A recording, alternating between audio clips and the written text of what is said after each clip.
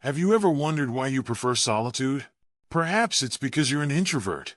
Or maybe you're simply smarter than most people. Many individuals feel a need for isolation but can't precisely explain why.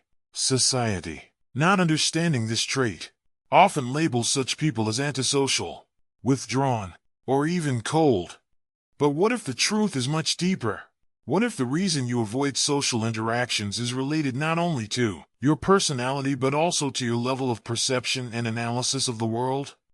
The confusion between introversion and intelligence is a common topic in psychology and philosophy. Many thinkers, such as Schopenhauer, argued that solitude isn't merely a consequence but something deeper. In this video, we'll explore this topic in detail. You'll learn the difference between introversion and high intelligence, understand why certain social interactions seem empty, and most importantly, learn how to utilize this trait to your advantage. After all, is your solitude a conscious choice, or simply a reflection of your nature? Now that we've touched upon the themes of solitude and intelligence, let's clarify one critical point. Introversion and intelligence aren't the same thing, although they might be connected. Their origins and characteristics differ significantly. Introversion is a personality trait that Carl Jung described as a tendency to turn inward. Unlike shyness, which is associated with fear or discomfort in social situations, introversion is a natural preference for solitude and deep, thoughtful activities. Introverts feel energized when alone and might become drained by interaction, especially if it revolves around superficial conversations. Intelligence, however, isn't directly tied to social preferences. It defines how the brain processes and interprets information.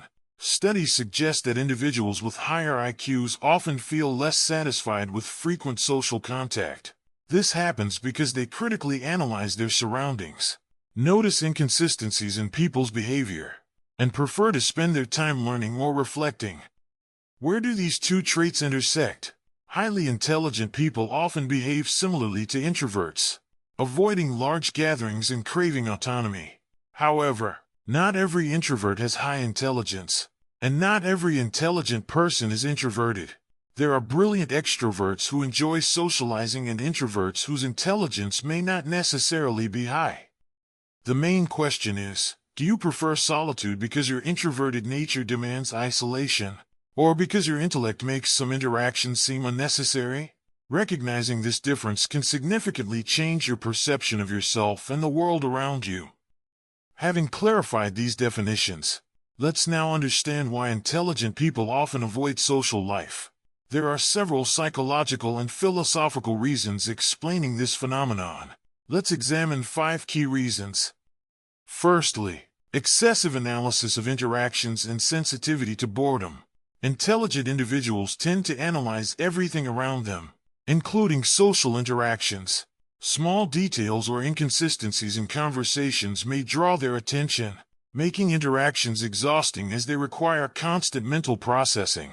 Moreover, many everyday conversations can feel monotonous or devoid of depth, resulting in boredom and a desire to distance oneself. Secondly, a preference for authenticity over superficial conversations. Highly intelligent individuals seek deeper, more meaningful interactions. Conversations about weather or gossip may seem trivial when you're used to discussing complex ideas.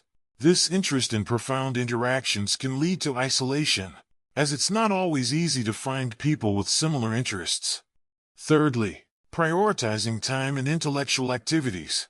Time is a valuable resource, and intelligent individuals often prefer spending it on intellectual pursuits like reading, writing, or acquiring new skills. However, this can inadvertently lead to social distancing. The more time someone dedicates to knowledge and growth, the less motivation they have to engage in activities that don't seem beneficial or productive. Fourth, a sense of alienation from the surrounding world. A mind that sees complex patterns and questions the nature of reality may feel detached from social norms. This sense of insufficient belonging can be challenging to explain, leading to voluntary solitude. Schopenhauer believed that the wiser a person becomes, the more they distance themselves from worldly trivialities. Lastly, mental fatigue due to information overload. Intelligent people frequently absorb and process large amounts of information daily. This leads to mental exhaustion, making social interactions less appealing.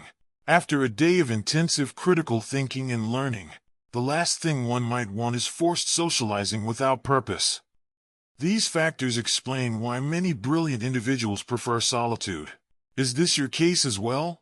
In the next section, let's do a quick exercise to see if you fit this profile. Now, having discussed the reasons intelligent people avoid social life, let's reflect on your own nature. Mentally answer the following questions. When you're in a social group, do you find yourself analyzing inconsistencies in conversations rather than enjoying the moment? Do you prefer spending hours absorbing new information rather than spending time with friends or family? Do superficial conversations often feel like a waste of time, making you think you could do something more productive? Do you feel more comfortable and energized when you're alone, even if it means missing out on social opportunities?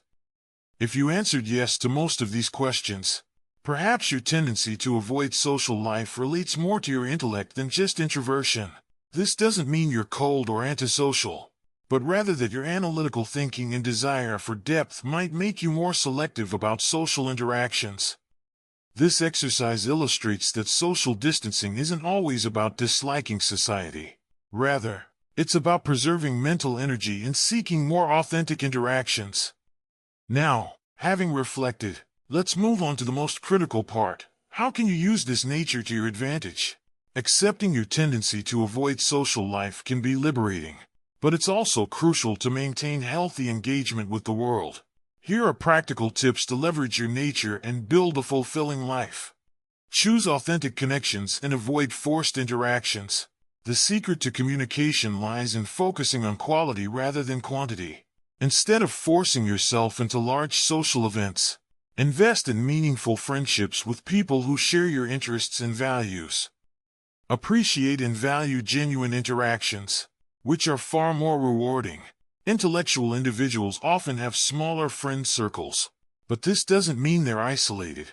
On the contrary, they tend to develop meaningful, long-term relationships. These can be more fulfilling than attempting to join large, superficial groups. Use your alone time for learning and personal growth. Don't see your solitude as an obstacle. Instead, use this time to continue your personal development. Solitude can be fertile ground for creativity, learning, and self-reflection. Use these moments to learn something new, write, or simply reflect on your life. Accept that disliking crowds is not a defect, but a natural trait. Many people feel pressure to follow social standards. However, understanding that solitude is a valid choice and integral to your personality can help you accept yourself without guilt. These are just a few ways to leverage your introversion and intellect positively. There's nothing wrong with preferring solitude if you use it wisely. Finally, let's conclude with an important reflection. Solitude can be a valuable trait for those who seek depth and authenticity, not a flaw or something needing correction. Understanding why you avoid social life, whether due to introversion or intellect, allows you to live more consciously.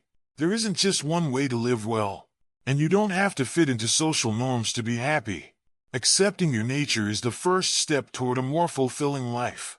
If you're comfortable in solitude, use it to grow and develop your mind.